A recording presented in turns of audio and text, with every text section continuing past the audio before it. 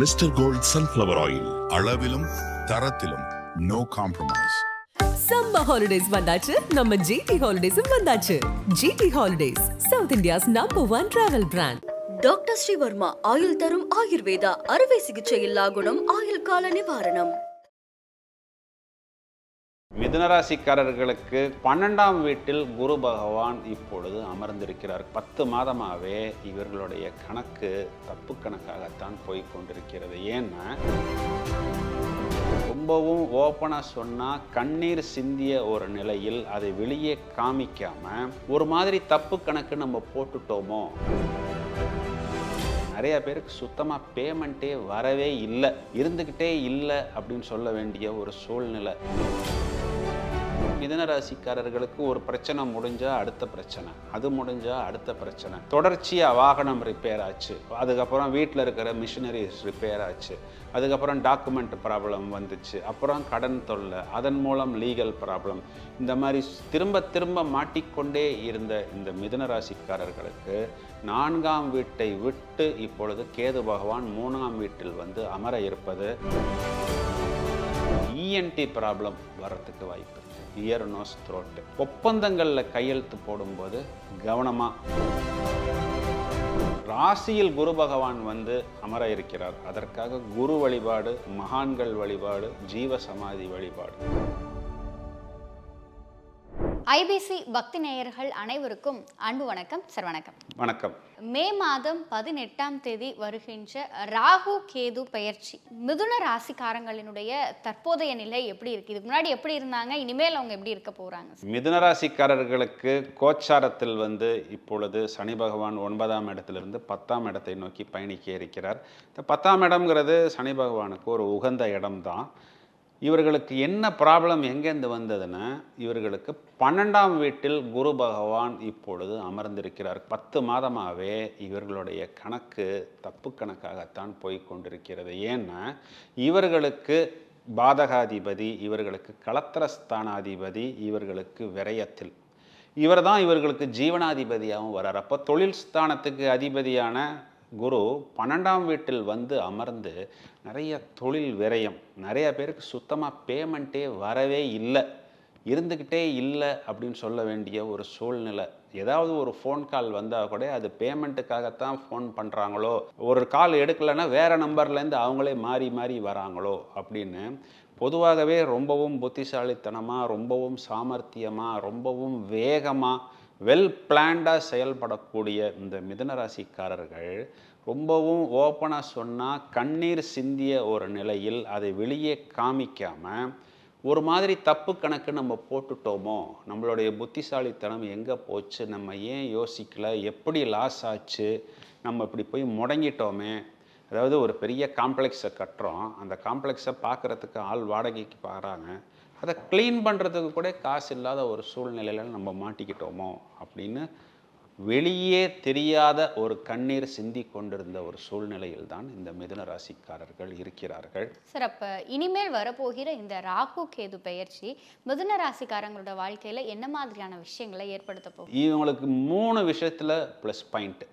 என்ன இவங்க நினைப்பாங்க அப்படின்னா, இந்த ராகு கேதுவில் நம்ம வெறும் ராகு கேதுவை மட்டும் பார்க்க முடியாது, வருடாந்திர கிரகங்களான சனியும் குருவையும் நம்ம சேர்த்து இழுக்கணும். இப்போ ராசியில் குரு வரப்போகுதே, அப்போ அது மைனஸ் தானே, அது ஜென்ம குருவாச்சேன்னு யோசிப்பாங்க.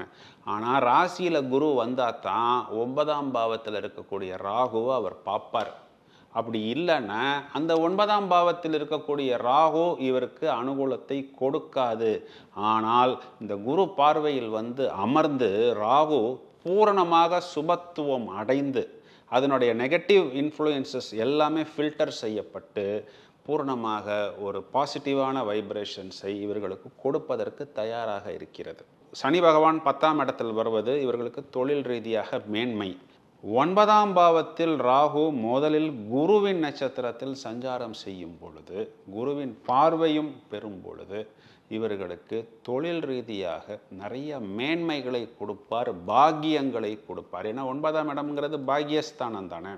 இப்போ பாக்கியம் அப்படின்னா நான் ஏற்கனவே சொன்னது போல் நீங்கள் ஒரு வெளிநாட்டு பயணமோ இல்லை ஒரு பெரிய ஒரு கோயில்களுக்கு போகிறது, இல்லை தர்ம காரியங்கள் பண்ணுறது, இல்லை ஒரு பெரிய கார் வாங்கிறது, இதெல்லாம் உங்கள்கிட்ட அதுக்குண்டான அந்த பொருளாதாரம் இருந்தால் தானே நீங்கள் பண்ண முடியும்.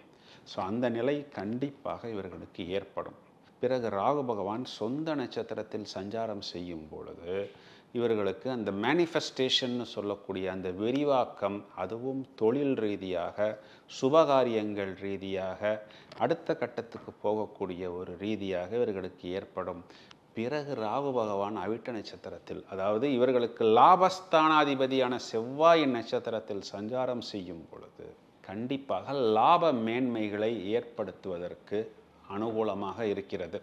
இந்த பக்கத்தில் நம்ம கேது பகவான் இது நாள் வரை இவர்களுக்கு 4ஆம் வீட்டில் அமர்ந்திருந்தார். இப்பொழுது அந்த 4ஆம் வீட்டை விட்டு 3ஆம் வீட்டுக்கு வர இருக்கிறார். இப்போ 4ஆம் வீடுங்கிறது சுகஸ்தானம், வீடு, வாகனம், வசதி, போக்குவரத்து, மாத்துர்ஸ்தானம். இந்த அனைத்து விஷயங்கள்லையுமே இது நாள் வரைக்கும் மிதுன ராசிக்காரர்களுக்கு ஒரு பிரச்சனை முடிஞ்சால் அடுத்த பிரச்சனை, அது முடிஞ்சால் அடுத்த பிரச்சனை, தொடர்ச்சியாக வாகனம் ரிப்பேர் ஆச்சு, அதுக்கப்புறம் வீட்டில் இருக்கிற மிஷினரிஸ் ரிப்பேர் ஆச்சு, அதுக்கப்புறம் டாக்குமெண்ட் ப்ராப்ளம் வந்துச்சு, அப்புறம் கடன் தொல்லை, அதன் மூலம் லீகல் ப்ராப்ளம். இந்த மாதிரி திரும்ப திரும்ப மாட்டிக்கொண்டே இருந்த இந்த மிதுன ராசிக்காரர்களுக்கு 4ஆம் வீட்டை விட்டு இப்பொழுது கேது பகவான் 3ஆம் வீட்டில் வந்து அமர இருப்பது, வெற்றி ஸ்தானத்தில் கேது பகவான் வந்து அமர்வதாக இருக்கிறது. முதலில் அவர் வெற்றி ஸ்தானாதிபதி சூரியனின் நட்சத்திரமான உத்தர நட்சத்திரம் சஞ்சாரம் செய்யும் பொழுது அரசாங்கத்தில் கூட இவர்களுக்கு ஏதாவது ஒரு குட் நியூஸ் கிடைக்கும். ரொம்ப நாளாக எனக்கு வர வேண்டிய பேமெண்ட் வரலை, எனக்கு ஒரு கௌரவ விருது கிடைச்சது.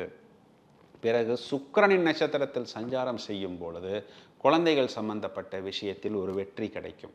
அதாவது வயதை அனுசரித்து கல்வியாக இருந்தாலும், வேலை வாய்ப்பாக இருந்தாலும், அல்லது தொழில் சம்பந்தப்பட்ட விஷயமாக இருந்தாலும், வெளிநாட்டு பயணமாக இருந்தாலும் சின்ன சின்ன விஷயம் கவனமாக பார்த்துக்கணும். என்னென்னா இஎன்டி ப்ராப்ளம் வர்றதுக்கு வாய்ப்பு இருக்குது.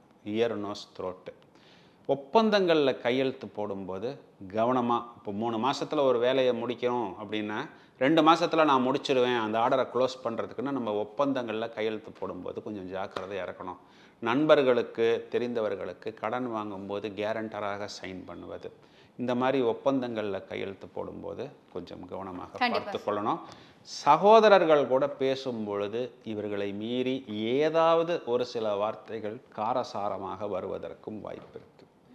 அதனால் கொஞ்சம் அமைதியாக இருந்துட்டாங்கன்னா போகிறோம். சார், இப்போ மிதுன ராசிக்காரங்க இந்த ராகு கேது பயிற்சி அவங்களுக்கு வந்து கொஞ்சம் சக்ஸஸ்ஃபுல்லாக மாற்றிக்கணும் அப்படின்னு சொல்லி சொன்னால் அவங்க செய்ய வேண்டிய பரிகாரம்னா அது என்னது? இந்த ராகு கேது இந்த 2 கிரகங்களுமே இவர்களுக்கு அனுகூலமாகத்தான் இருக்கிறது. இவர்கள் ராசியில் குரு பகவான் வந்து அமர இருக்கிறார். அதற்காக குரு வழிபாடு, மகான்கள் வழிபாடு, ஜீவ சமாதி வழிபாடு, இதை மட்டும் அவர்கள் செய்தால், அதுவும் வியாழக்கிழமைகளில் செய்தால் அதுவே போதுமானது. அவரவருக்கு யார் குரு, இப்போ சில பேர் சாய்பாபா கும்பிட்றாங்க, சில பேர் ராகவேந்திரர் கும்பிட்றாங்க, சில பேர் ஆதிசங்கரர் கும்பிட்றாங்க. அந்த மாதிரி அவர்கள் இது நாள் வரை யாரை குருவாக வழிபட்டு வந்தார்களோ வியாழக்கிழமைகளில் உபவாசம் இருந்து குருவை வழிபட்டால் அதுவே போதுமானது. ஏன்னா கேது பகவான் இவர்களுக்கு அனுகூலமாகத்தான் இருக்குது. ராகு 9ஆம் பாவத்தில் பாக்யஸ்தானத்தில் குருவின் பார்வையில் இருக்குது.